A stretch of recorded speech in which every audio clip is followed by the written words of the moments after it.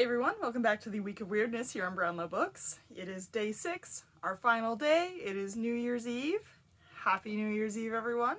I'm going to talk about some changes and intentions that I have for the following year, 2023. So, first change. I'm not going to post reviews on holiday Mondays. I've kind of made it my thing that I always do it on Monday, every Monday, regardless of what's going on. It's like Monday. And then I kind of lost that in September, October when my season got busy for handmade stuff and for, well, this year I got married.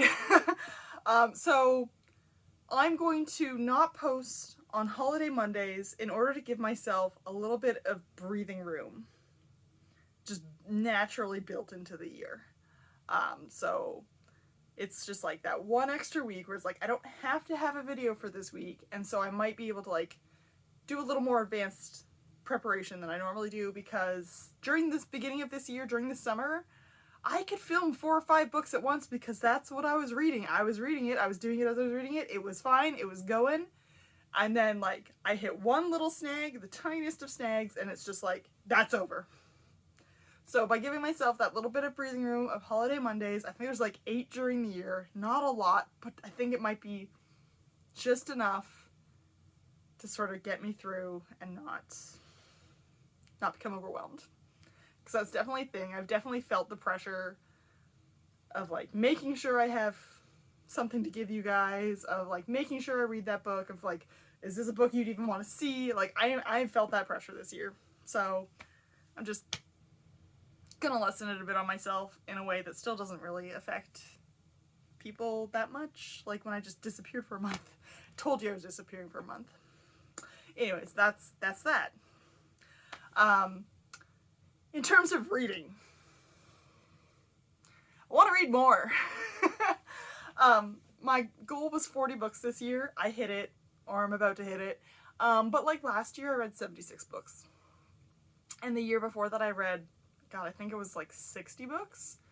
Now, given that we spent a lot of 2021 and 2020 in lockdown in my area, and I am high risk and was not going anywhere and still doesn't go very many places, I mean, that's how I was able to read more. I'm sure of it. But at the same time, there's been times where I've been sitting there this year and I'm just like scrolling my phone for literal hours. And I'm like, there's the thought in my head, I can be reading right now. Why am I not reading right now? And it's just like, it's definitely an executive dysfunction kind of thing.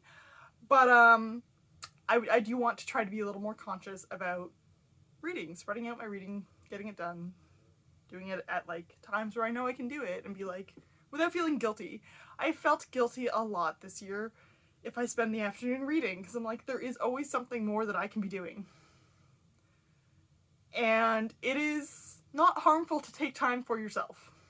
It's not. You need it. Can't pour from an empty cup. Take the time that you need to do the things that you enjoy. I know that's going to be like a lot of people going, she must not have kids. She must not have a job. Oh my God. Like, you're right. I work for myself and I only have 4 children. But like, it is important to take care of yourself and still do things that you enjoy so that you don't like hate your life, basically. Like, do things that you enjoy because you enjoy them, and you'll figure it out. You'll figure it out. So that's one thing. As you saw, I read no classics this year. So, still a thing that I want to try to do. For example, I've never read a Jane Austen book. That's the one that always gets people. I've never read Little Women. That gets people. I've never read... what's the other one that people always give me shit for? It's mostly Jane Austen. Jane Austen and Bronte's. People are always like, you've never read that? You've never read that. And I'm like, yeah, I've never read it. Like, so I do want to continue to try to do classics, having not read a single one this year, but doing pretty well on it the previous year. It was very much the mood reading this year. I was picking lighter things. I wasn't picking up anything that was too heavy, too intense and serious. Like, I was definitely on, like, a romance a little bit this year. Just lighter things. Lighter things that I can read quickly and not have to, like, be super involved in. So I do want to read things like classics that take a little bit more, or just longer books. Longer books is the thing. I've definitely been picking up shorter books because I'm like, I can get through the shorter books quicker to get the content out quicker, and like, that doesn't always work for me either, does it? So there's that. I want to continue on my missed bestsellers. You know, I miss the things that are hyped. I buy them, and by the time I'm like thinking about I might want to read them, like they're not really hyped anymore, and I just kind of like gloss them over for something else. But like, there's just so much stuff coming out all the time. It is constant. There's a constant flow of new media, right? And so you can't really do everything, but like, I have such varied interests that like, it's hard to focus and narrow and just figure out what it is. Like I said, very much a mood reader, so I'm going to try to push that more into my reading. It would be nice to like be one of those people who can plan out like a whole month worth of books at one time and be like, well, I'm going to read this and then this and then this. I think I'm that person. There was a stack ever so slightly to the side of the camera where I was like, okay, in like May, I think it was, I was like, okay, these are the next 8 books I'm going to read. It was like the Canada Reads books. It was my book club book. It was just like a few new releases that I was like, I really want to get to, like Hannah Gadsby's book, which I still haven't read, and The Bookwoman's Daughter that I still haven't read, even though I love The Bookwoman of Troublesome Creek. So this book pile is now, what, 1, 2, 3, 4, 5, 6, 7 tall. It started at 8 tall. The 2 on the bottom have been there since May. The one on top of that's been there since June, July, August, and then the 2 on top are just from like the end of October, because I actually bought them on my honeymoon. But yeah, like, it'd be nice if I could do that, but like, I definitely bypass these, just pick something random off my shelf, or pick something that I'm like, oh, this looks interesting right now, because I'm such a mood reader. I wish I wasn't, but I very much am. You cannot force me to read a book. It's a problem with book club sometimes. I'm just like, I will leave it till like the day before and spend the entire afternoon reading the book as much as I can, and then still like reading it into the night, and then like reading it, literally finishing it right before a book club meeting. Like, I'm definitely like that. So those are my biggest intentions, I guess. I'm like, I could say things like, I want to read books about people who are different than me, but I feel like I'm already doing pretty good at that, you know? Even if I'm a mood reader, a lot of what I gravitate towards has been BIPOC and 2S LGBTQIA+, so like, I'm not doing terrible there. In terms of a percentage, I'm not doing terrible. Like, LGBTQIA+ was my biggest tag on Storygraph this year, along with historical. I feel like those two don't often go together. I do want to do more of like my non-fiction, because there's a big old bookcase behind you there, 3 bookcases, which is mostly non-fiction. And a lot of those things have not been read, because I'm like, I need to be in a specific mood for history, or I need to be in a specific mood to read this like super feminist essay book, like that kind of thing, you know? Like, I know I want to read it.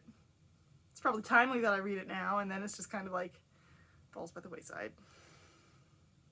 But yeah, I am going on a little bit of a book buying ban to read some of what I have, with my exception being, did I say this already? With my exception being book club books and Canada Reads that gets announced in January usually. The long list gets in January. I don't remember when the short list. I'm only buying the short list. The 5 books. Hopefully I'll be better and actually like get those to you before Canada Reads happens. I am horrible at time management. It's what it is. I say it's what it is. I think it's undiagnosed ADHD, but yeah. I'd say those are my biggest intentions, to sort of keep doing what I'm doing on some aspects and try to tweak smaller aspects, because too much change for me just wouldn't go well. And I like what I read 90% of the time. Looking at you. Big fucking stack of books over here still from my fucking I didn't like this video 2 days ago. Yeah. So those are my biggest things. If there is something that you would like to see from me, if you're like, I want more of like this. I want more shorts. I want more updates on your life. I want you to read more books like this, because obviously, like, if I've read a book like this, there's a good chance I'll read more books like it. If you're like, I really love this book and I'd love to hear your take on it, tell me. That's what comments are there for. I mean, don't be an asshole, but like, if you're like, oh man, I really liked this book and I really like how you reviewed it, like, can you do this book? I think you'd enjoy it and I'd like to hear your thoughts. Like, tell me what you want, what you really, really want. That's a big thing. Like, I know I'm just sitting in front of a camera by myself talking to the screen, but I mean, it's for you guys. If you want to see something, if you're like, I think you do really well with this kind of thing, I want more of you ranting at the camera and yelling, like, whatever it is, whatever you enjoy that's landed you here, tell me. I'm happy to try something different, to do more of what I do, like, all that stuff. Like, even my husband has ideas for what I should be doing now. But yeah, that's pretty much we've done the wrap up for the year, and my intentions now for the next year. Hopefully, God, can you guys believe it's 2023 already? I'm still processing 2020. Alright, like I said, it's New Year's Eve. If you're going out, you know, be smart, stay safe, call a cab, and I hope everyone has a happy new year, and I will see you next year. Thanks for hanging out.